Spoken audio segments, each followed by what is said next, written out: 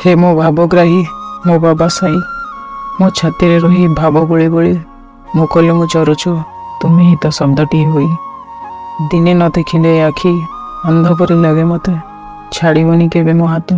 छाड़िले सत कहुछि मरीजीबी मु पानी बिना जेमती छटपट हुए माछ दुखी रंगी के दुखे सदा था तुम्हें चिंतित से तो बाबा मो दुख को मो माने सेमिति रखिदी लुचि भावे तुमको जदि देवी कही काले तुम कष्ट को देविनी तो बोली जाने तुमको कष्ट हेले मत कष्ट हुए बाबा मत कष्ट हेले जाने तुम आखि सते लुए भिजी जाए मो देह हेले तुम्हें परा छाई ए देहर मोहि चक्षु हेले तुम्हें परा चमके आखिर मोहि ओठ हेले तुम्हें हसटिक पाए ओठर मोहि शरीर हेले बाबा तुम्हें आत्मा ज्योतिटे प्राणपिंडर किंतु अभिमान एतिकी जदि भूल करी किछि दुई चापुड़ा न मारी कहीं मते तुमठू अलगा करी हिका करी छाड़ीदेल ए पृथ्वी पृष्ठे सते जमती बोर्डिंग स्कूल भली दियो प्रतिश्रुति बाबा इठू अध्ययन होला पर शेष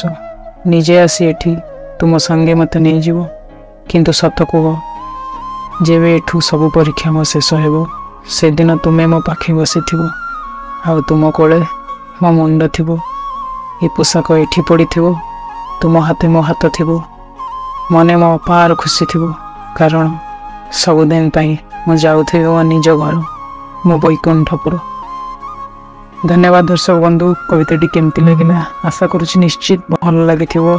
हृदय लिखिया कविता निश्चय हृदय को छुई थिबो